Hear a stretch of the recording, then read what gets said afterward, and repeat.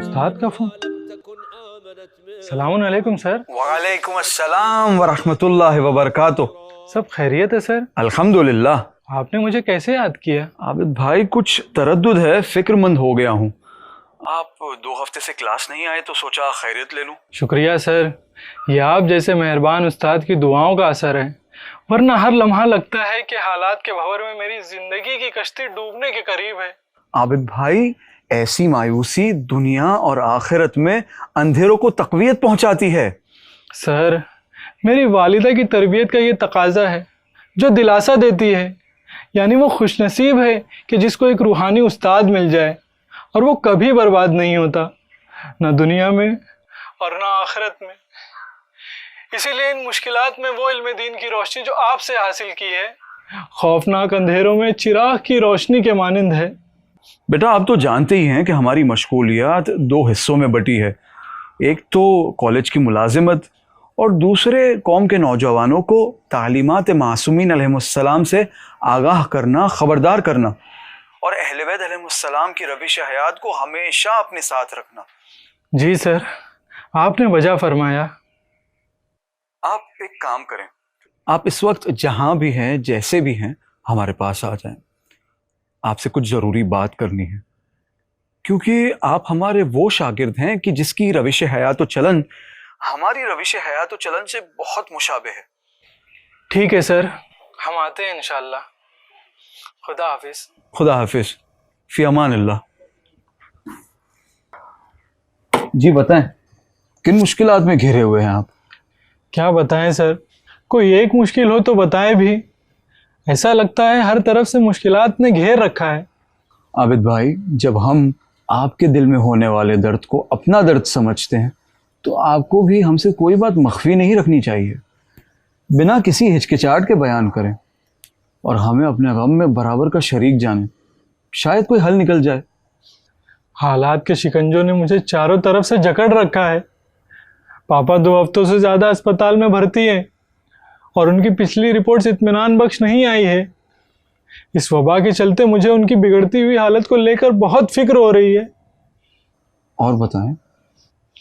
दूसरा ये कि इस वबा के चलते भाईजान की नौकरी चली गई है और आप तो जानते हैं सर कि भाईजान ही घर के सारे अखराजात संभालते थे और अब ये हालत है कि किसी तरह खींचतान के घर चल रहा है। अल्लाह जल्द ही मुश्किल आसान करे।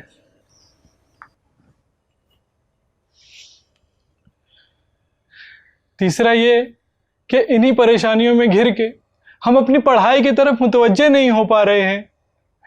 ना ही 2 हफ्तों से क्लास आ पा रहे हैं और 1 महीने बाद हमारे TY BCom के इम्तिहान शुरू होने वाले हैं। ना ही कोई तैयारी है।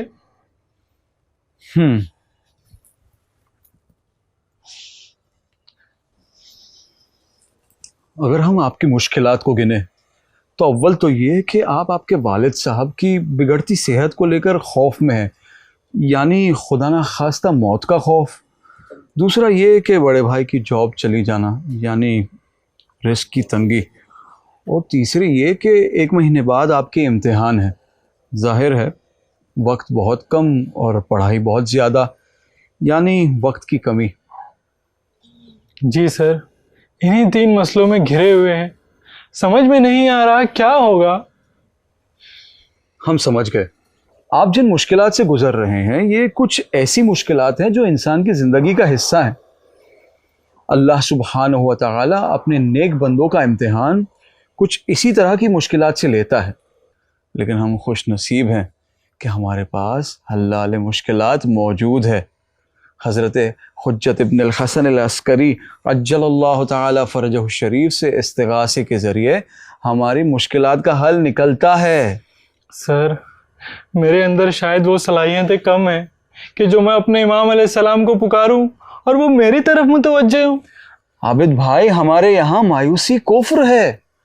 हमने आपसे अभी कहा ना कि हम मुश्किल कुशा के वारिस के मानने वाले हैं और हमें हमेशा उनसे लौ लगाए रखना चाहिए। जी सर, आपने ठीक फरमाया। आपने जो 3 बातें बयान की, जिंदगी, रिस्क और वक्त की कमी को लेकर है।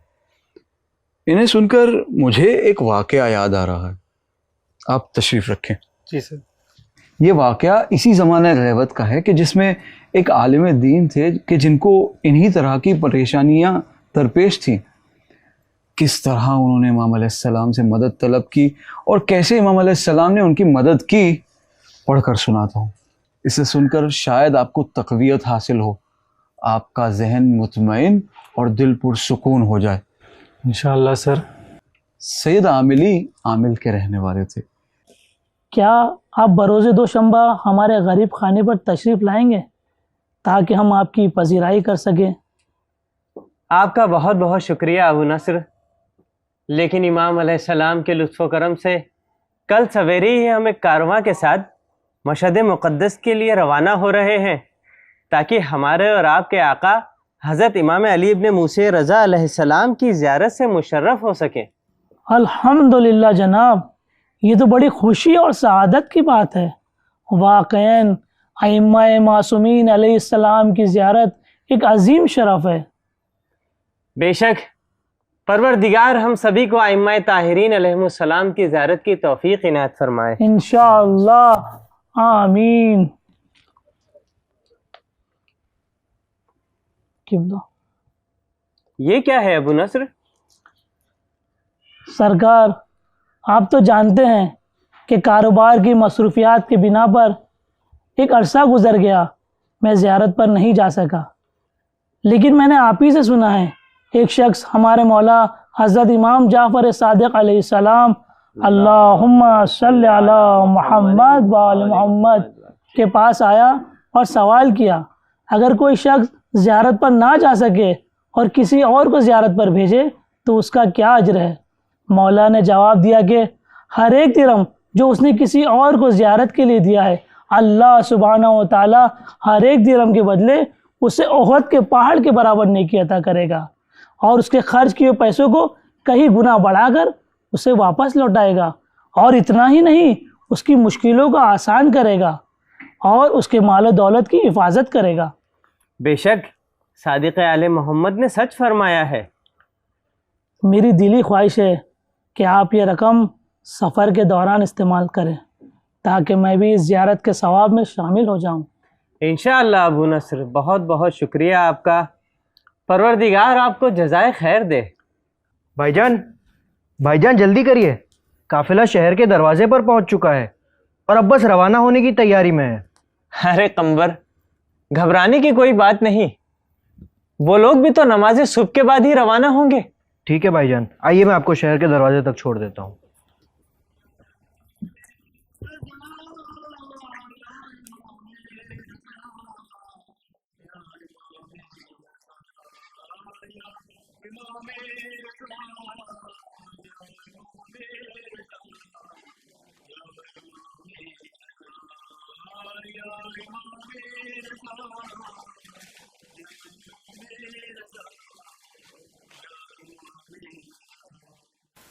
अल्हम्दुलिल्लाह, हम लोग मशहद से काफ़ी नज़दीक पहुंच चुके हैं और इंशाअल्लाह अगले 3 पहर बाद हम शहर के दरवाजे तक पहुंच जाएंगे। अल्हम्दुलिल्लाह, आप लोगों के साथ ये सफ़र इतनी आसानी से गुजरा कि हम लोग मशहद मुक़द्दस के इतने करीब आ पहुँचे हैं, पता ही नहीं चला। बेशक आपने बिल्कुल बजा फरमाया है, और तो और हमारे साथ सैयद आमिली जैसे आलिम बाअमल शख्सियत का होना परवरदिगार आलम की तरफ से बहुत बड़ी इनायत भी है। ऐसा लगता है कि यह हमारी आखिरी ज़ियारत है, क्योंकि इस कारवान के साथ हम कई बार आ चुके हैं। मेरे भाई, हम सबके लिए सबसे बड़ी दौलत तो हमारे इमाम है, और उन्हीं की बदौलत तो हमें कनात की नेमत हासिल हुई है। उससे भी बढ़कर हमारी रगों में दौड़ता हुआ खून, कि जिसका कतरा कतरा हम लोगों को तक़वियत दे रहा है खुलूस के साथ इमाम अलैहिस्सलाम की ज़ियारत पर जाने के लिए। यकीन जानो मेरे भाई, हम सब के लिए हमारा इमाम जिंदा है। वो हमारी नफ्स पर उंगलियां रखे हुए है। वो ये जानते हैं कि हम लोगों को कितनी मर्तबा उनके जद की ज़ियारत के लिए आना है। मेरे ख्याल से आपको इस्तिग़फ़ार करना चाहिए। वो क्यों किबला? मायूसी और दिल गिरफ्तगी इमाम अलैहिस्सलाम के चाहने वालों को शेवा नहीं देती, वो मुफर्रहल महजूनीन है। अरे नहीं सैयद, ऐसा नहीं है। ये किस्म की छठी ही से जो जाग जाती है, इसलिए जो महसूस किया वो आप लोगों के सामने बयान कर दिया। लेकिन बाखुदा मैं अपने इमाम अलैहिस्सलाम से मायूस नहीं हूँ। अल्हम्दुलिल्लाहिल्लज़ी जअलना मिनल मुतमस्सिकीन बिविलायति अमीरुल मोमिनीन वल अइम्मति अलैहिमुस्सलाम। अल्लाहुम्मा सल्लि अला मुहम्मद व आले मुहम्मद। चलिए चलिए, कारवान रवाना हो रहा है। मोहम्मद वाले मोहम्मद सल्लल्लाहु सल्ले अला मुहम्मद।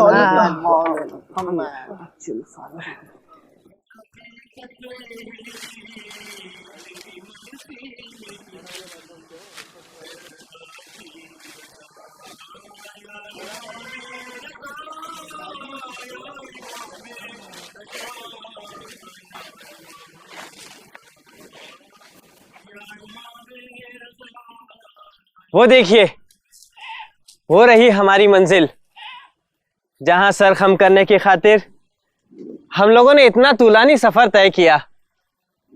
आइए मौला की ज़ियारत को चले। सैयद माजरत चाहते हैं, आप चले, हम जरा ताकीर से आएंगे। कोई बात नहीं।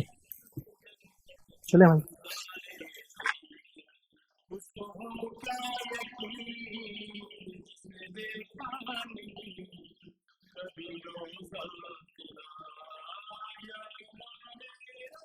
बिस्मिल्लाह व बिल्लाह अला मिल्लते रसूलिल्लाह अशहदु अन ला इलाहा इल्लल्लाह वहदहु ला शरीका लह व अशहदु अन्ना मुहम्मदन अब्दुहु व रसूलुहु व अन्ना अलीयुन वलीयुल्लाह।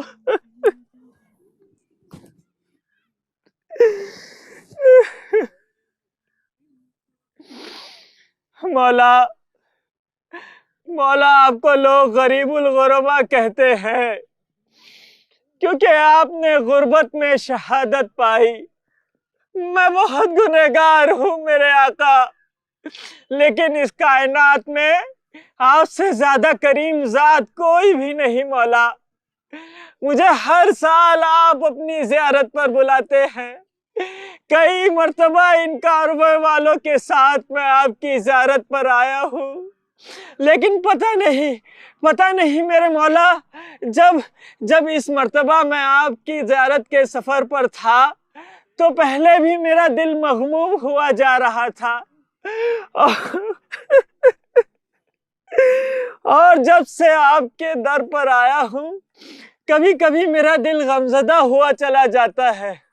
मेरे आका मुझे दौलत नहीं चाहिए। नहीं मेरे आका, हमें दौलत नहीं चाहिए, हमें दौलत नहीं चाहिए मेरे आका। हमें सिर्फ आपकी करामत चाहिए, हमें आपकी इनायत चाहिए मेरे आका, आपकी इनायत।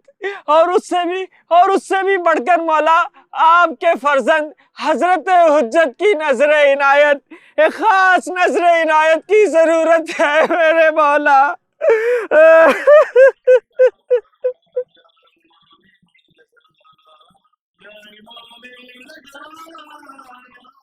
वक्त गुजरता गया, मौसम बदलते रहे और इमाम रज़ा अलैहिस्सलाम के हरम में एक दिन। अस्सलामु अलैका या अहले बैतिन नबुव्वा व मुअज़्ज़िर रिसाला व मुख्तलिफुल मलाइका व महबतिल वहया।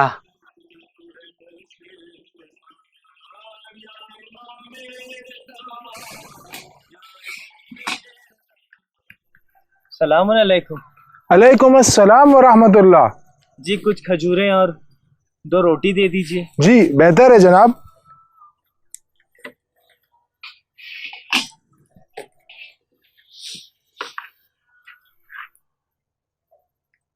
भाई इतने पैसों में या तो खजूरें मिल सकती है या रोटियां। ठीक है, आप 2 रोटी ही दे दीजिए। जी बेहतर है।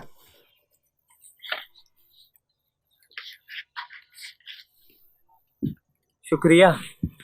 खुदा हाफिज। खुदा हाफिज।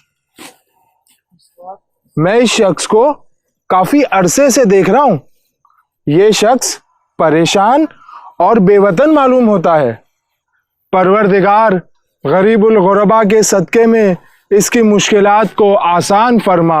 इलाही आमीन, इलाही आमीन। एक अरसा गुजर गया मुझे यहाँ आए, कई काफिले आए और चले भी गए। पैसों की तंगी की बिना पर मैं किसी के साथ जुड़ भी नहीं पाया। हत्ता कि आज सुबह आखिरी काफिला भी रवाना हो गया। या अल्लाह, मैं क्या करूं?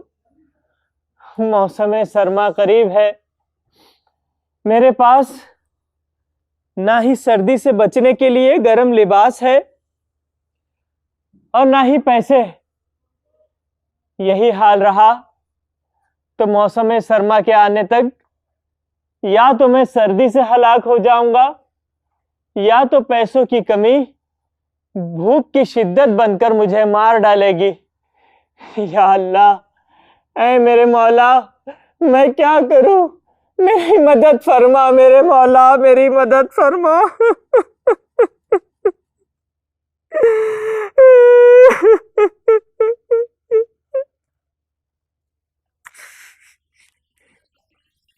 अरे लेकिन मैं मायूस क्यों हूं? मैं यूं गमजदा क्यों हो रहा हूं? मेरे इमाम रजा अलैहिस्सलाम हैं, वो जरूर मेरी मदद करेंगे। मैं उन्हें अपने दिल का हाल बयान करूंगा, वो मुझे जरूर इस मुश्किल का हल बताएंगे, वो जरूर मेरी मदद करेंगे। हाँ, ये ठीक है, मैं अपने मौला के पास जाता हूँ और उनसे अपने दिल का हाल बयान करता हूँ। मौला, मैं आ रहा हूँ मौला, मैं आ रहा हूँ, मैं आ रहा हूँ मौला। सुल्तान अरब वल अजम, ए बाबुल हवाइज के फर्जंद, मैं आपसे अपनी हाजात क्या बयान करूं? आप तो इल्म गैब के मालिक हैं। मेरे मौला, एक तरफ मौसम सरमा करीब है और मेरे पास पहनने के लिए गर्म कपड़े नहीं हैं। यही हाल रहा तो सर्दियों के आने से पहले मैं सर्दी से मर जाऊंगा। और मौला, जो पैसे साथ लाया था अब वो बिल्कुल खत्म हो चुके हैं। भूख से हाल बेहाल रहता है। मेरे पास और कोई रास्ता नहीं मौला, सिवाय इसके के गरीब व फकीर व मुफलिस की मानिद आपकी डेवड़ी पर अपना सर झुकाऊं, आपसे अपनी हाजत तलब करूं। मेरे मौला, मैं आपका मेहमान हूं। मेरे मौला, आपके जद की विलायत अपने सीने में रखता हूं, आपकी दादी का गम अपने सीने में रखता हूं। मेरे आका, आपको करबला वालों की गरीबुल वतनी का वास्ता, इस गरीबुल वतन की तरफ भी तवज्जो दीजिए और इस मुश्किल से निकलने में मेरी मदद कीजिए। मेरे आका, आपने हमेशा मेरी मदद की है। मौला, इस बार भी मेरी मदद कीजिए। मौला, हर बार आपने मुझे इस कुरान के जरिए से रास्ता दिखाया है। मौला, मुझे आज भी इस कुरान के जरिए से रास्ता दिखाइए। मेरी हिदायत कीजिए मौला, मेरी हिदायत कीजिए। बिस्मिल्लाहिर्रहमानिर्रहीम।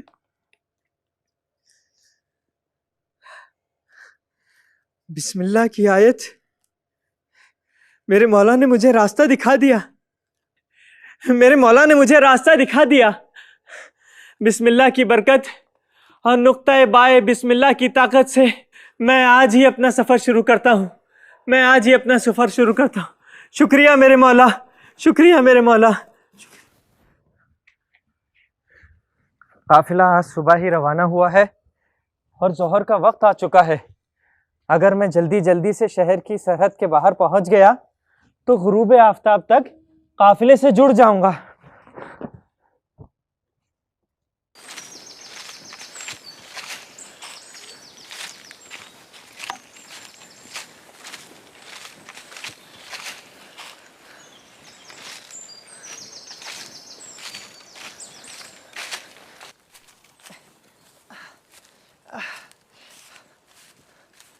सूरज बड़ी तेजी से मगरिब की जानिब बढ़ रहा है। मुझे भी अपने कदम तेजी से बढ़ाने चाहिए, लेकिन इस भूख और प्यास की शिद्दत ने मुझे निढाल कर दिया है। चलो आमिली चलो, तुम 1 कदम बढ़ाओगे, मौला तुम्हारी 10 कदम बढ़ाने में मदद करेंगे। मगरिब का वक्त भी आ गया है, लेकिन भूख और प्यास से निढाल हूँ। ऊपर से ये जंगली जानवरों की आवाजें, कहीं इनकी ग़िज़ा ना बन जाऊं। अरे ये क्या, इसे खाकर देखता हूँ, शायद कुछ भूख मिट जाए।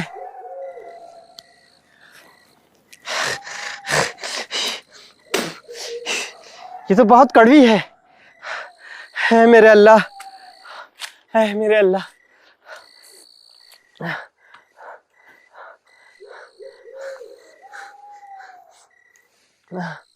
पानी, चलो सैयद थोड़ा पानी पी लो, ताकि प्यास की शिद्दत से तुम्हें थोड़ा आराम मिल जाए। और फिर वुज़ू करके नमाज मग़रिबैन भी अदा कर लो, ताकि अगर तुम्हारी मौत वाक़ई हो जाए तो तुम्हारा शुमार नमाज गुजारों में हो।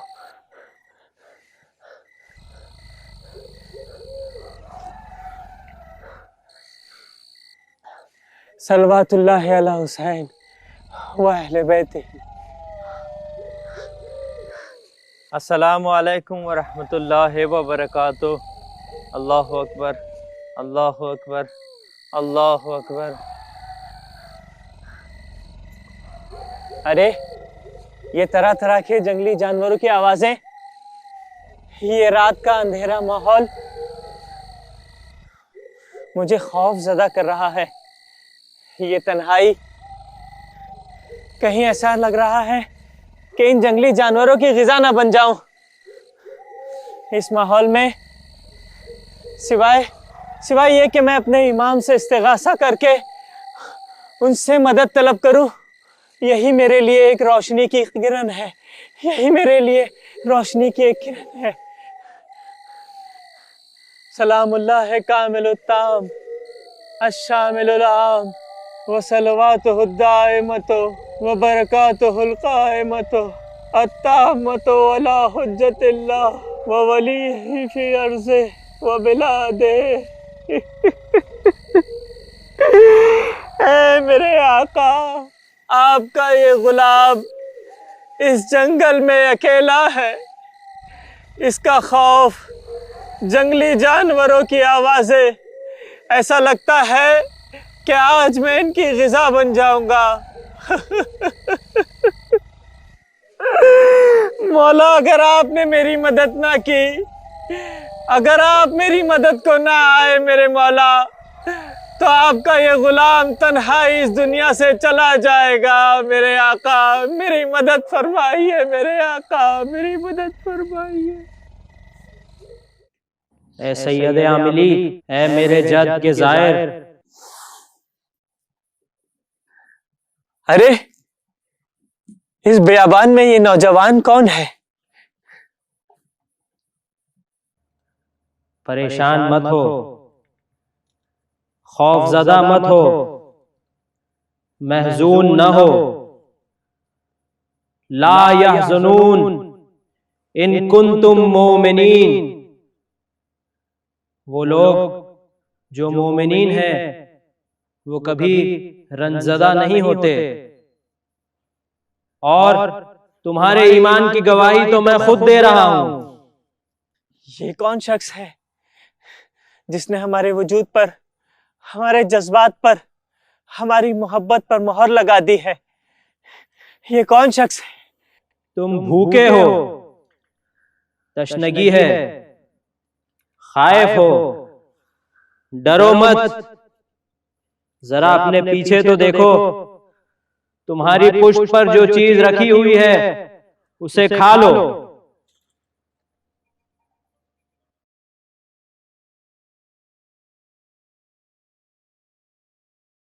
अरे ये 3 खरबूजे, ये यहाँ कैसे आए? मैं इन्हें क्यों नहीं देख पाया? आपका बहुत बहुत शुक्रिया मोहसिन। ए सैयद आमिली, इन तीनों खरबूजों को खाने के कुछ उसूल हैं। इनमें से एक खरबूजा तुम अभी खा लेना, सैराब हो जाओगे। आधा खरबूजा कल सुबह खाना, तुम्हारा पेट भर जाएगा और अपने सफर को जारी रखना। आधा खरबूजा कल दोपहर में खाना, सैरो सैराब हो जाओगे और अपने सफर पर निकल पड़ना। ध्यान रहे कि तीसरे खरबूजे को हाथ न लगाना, खबरदार उसे मत खाना। कल गुरूब आफताब तक तुम एक मकाम पर एक सियाह खेमे तक पहुंचोगे। उस खेमे में चले जाना, वहां पर जो लोग हैं वो तुम्हें अपने काफिले तक ले जाएंगे।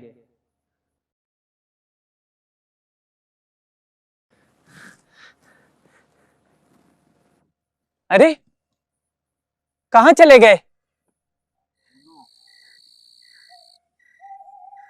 खैर, जो भी थे, उनके नूरानी चेहरे से रोबो जलाल के साथ रहमत की शुआएं रोनुमा हो रही थी।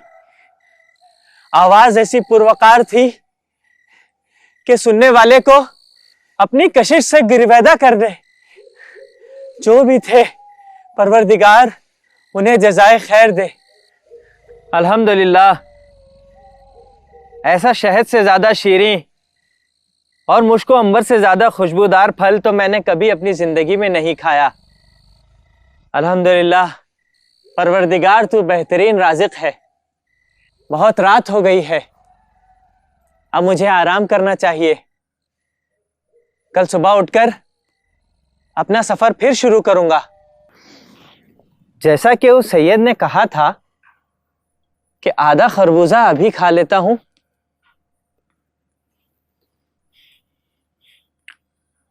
अल्हम्दुलिल्लाह, अब मुझे अपना सफर शुरू करना चाहिए।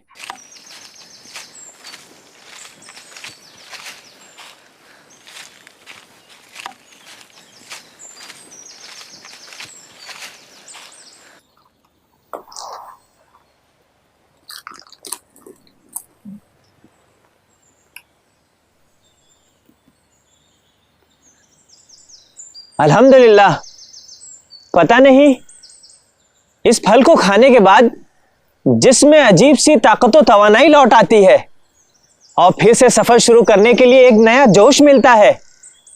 मुझे अपना सफर फिर से शुरू करना चाहिए।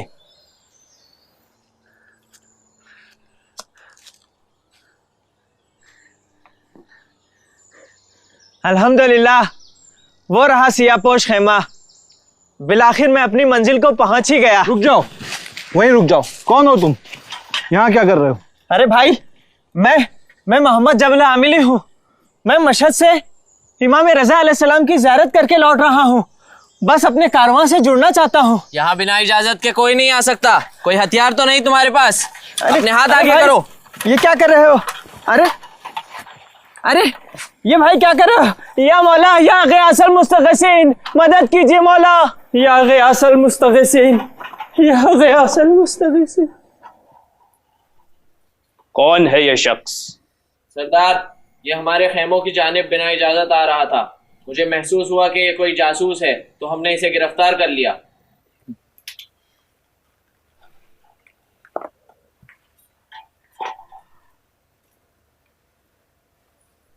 इसके हुलिये से तो ऐसा महसूस नहीं होता।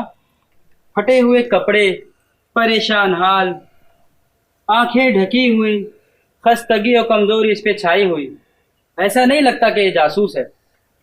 हो सकता है ये कोई मजनून हो, दीवाना हो या भटका हुआ मुसाफिर।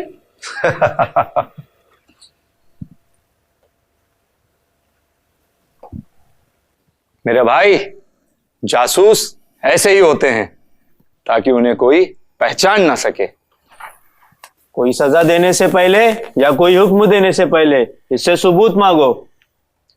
कौन हो तुम? क्या नाम है तुम्हारा? यहां क्या करने आए हो?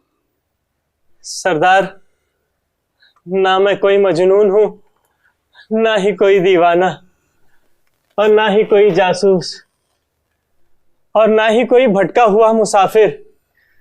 मैं मोहम्मद जबल आमिली हूं और इमाम रजा अलैहिस्सलाम की ज़ियारत करके लौट रहा हूं। बस अपने कारवां से जुड़ना चाहता हूं। झूठ बोलते हो। यहां से कोई काफिला नहीं निकला। ये हमारा इलाका है। यहां से कोई भी शख्स हमारी इजाजत के बगैर नहीं गुजर सकता। मुझे तो तुम कोई दुश्मन के जासूस मालूम होते हो। नहीं सरदार, मैं कोई जासूस नहीं हूं, बल्कि कल ही मैं मशहद से रवाना हुआ और अपने काफिले की तलाश में आज यहां आ पहुंचा हूं। फिर झूठ।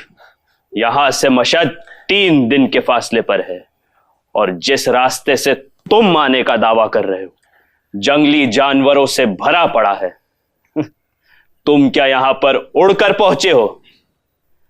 अब तो मेरा शक यकीन में बदल गया है। तुम जरूर दुश्मन के कोई जासूस ही हो। हमारे इलाके में हमारे खिलाफ जासूसी करने आए हो। तुम्हें इसकी सजा मिलेगी, और इसकी सजा सिर्फ मौत है। नहीं सरदार, नहीं। सिपाहियों, इसका थैला ले लो। हो सकता है इसमें कोई हथियार हो।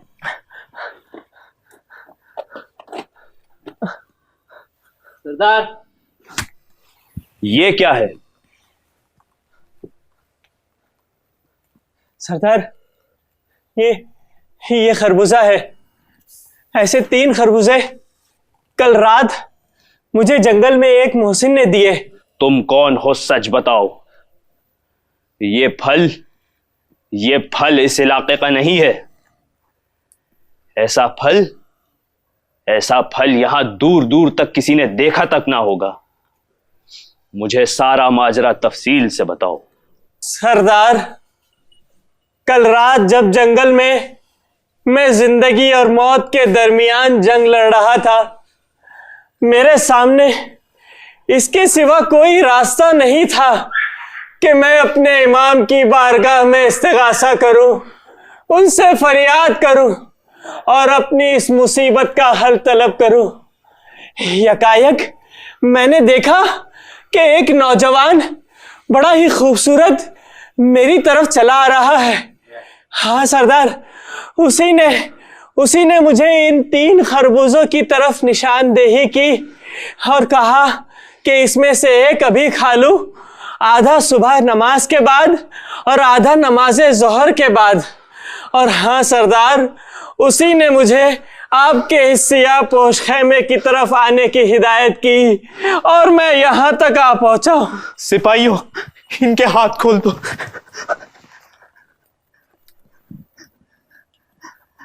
आइए सरकार, आइए, यहां तशरीफ रखिए। मुझे माफ कर दीजिए। मुझसे बहुत बड़ी गलती हो गई। ऐ मेरे मौला, मुझे माफ कर दीजिए। मैंने आपके भेजे गए मेहमान की तौहीन की। क्या कह रहे हो? मैं और मौला का मेहमान?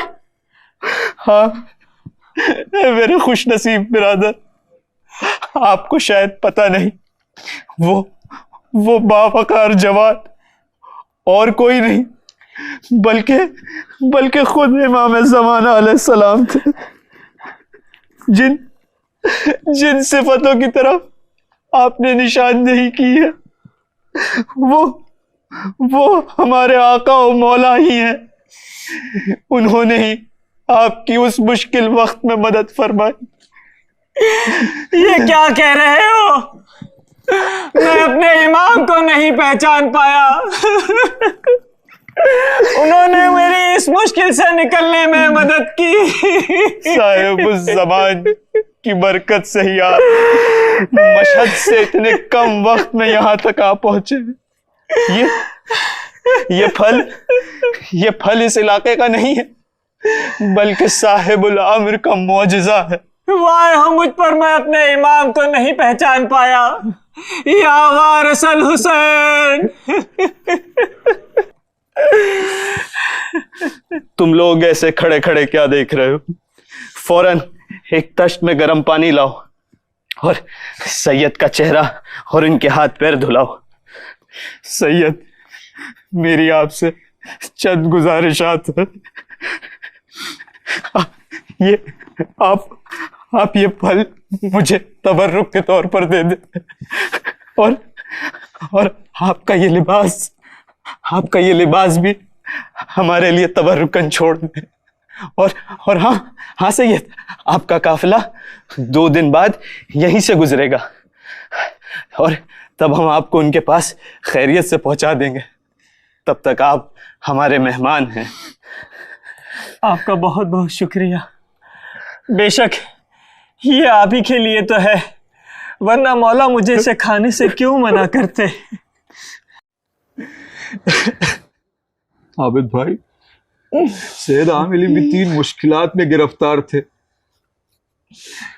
पैसों की तंगी थी, वक्त की कमी थी अपने कारवा तक पहुंचने के लिए, और जंगल में भूख के मारे उनकी जान पर आ बनी थी।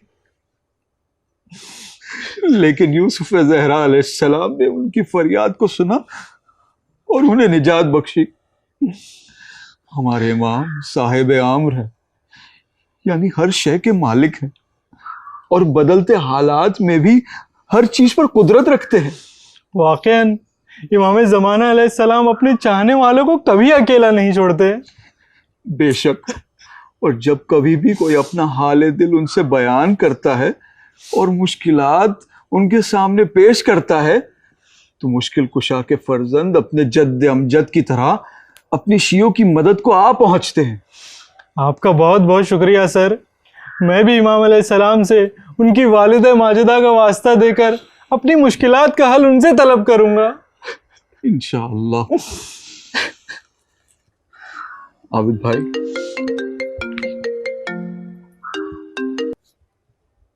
जी बोल रहे हैं? जी अल्हम्दुलिल्लाह, बहुत शुक्रिया।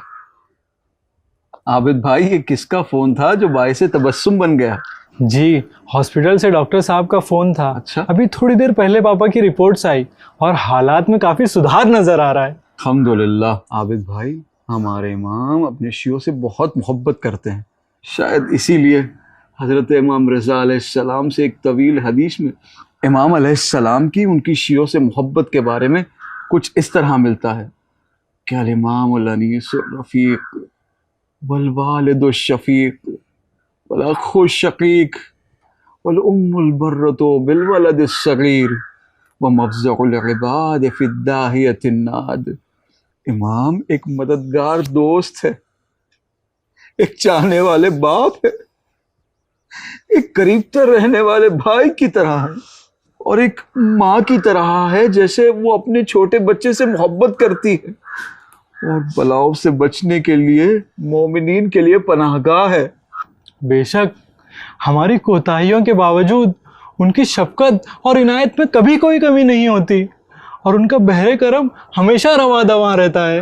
अल्लाहुम्मा सल्लि अला मुहम्मद व आले मुहम्मद वअज्जिल फरजहु।